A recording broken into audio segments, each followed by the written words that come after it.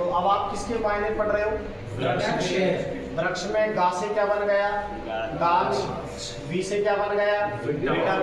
और क्या बन गया? पेड़। इधर उठ से क्या बन गया? और ध्रुव से क्या बन गया? तैसे बन गया तरुण। और पा से बन गया बादल। और पैसे क्या बन गया? पलासी।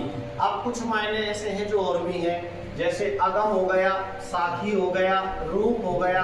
तो अगम, साखी और जो रूप हैं ये किसके मायने हैं? ये भी पेड़ के हैं।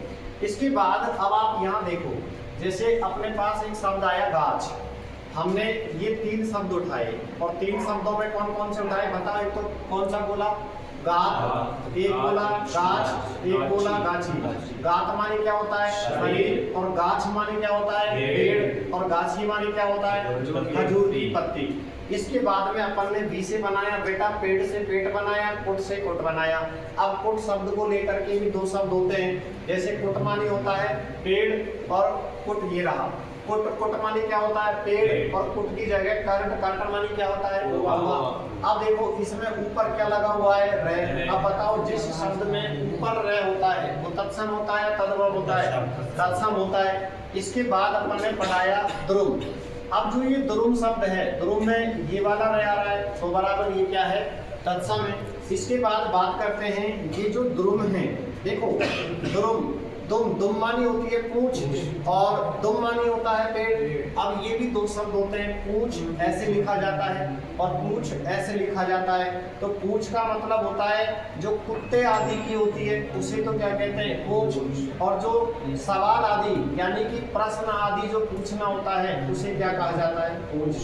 इसके बाद में पा से बना दिया पादप और पै से क्या बना दिया? पलास। अब ये 2 शब्द होते हैं, एक तो होता है पलास और एक होता है पलासी। जो पलास शब्द होता है ये तो किसके लिए पढ़ा जाता है? पत्ते के लिए पढ़ा जाता है। और जो पलासी होता है ये किसके लिए पढ़ा जाता है? पेड़ के लिए पढ़ा जाता है। लेकिन इसके बाद में आप आइए अगम की ओर आइए। अगम क्या है? तो देखो अगम है ना। अब हमने लिखा यहाँ पर कि ये अगम रहा। इस अगम, आगम और निगम। अगम का मतलब होता है पेड़। फिर आपने एक आरती में पढ़ा होगा, आगम निगम बखानत तुम शिव पट रानी।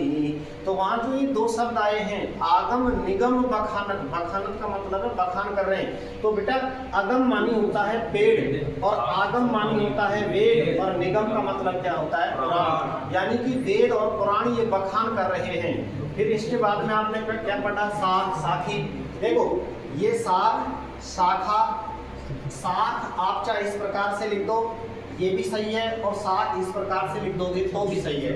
साख, साख, शाखा, साखी, बैसाख और बैसाखी। अब साख, शाखा तो बोला जाता है प्रतिष्ठा को, यश को, लेकिन शाखा किसको बोला जाता है? भाग को या टहनी को। और शाखी किसको बोला जाता है? पेड़ को। अब बात आई बैसाख की, तो बैसाख क्या होता है? एक माह का नाम।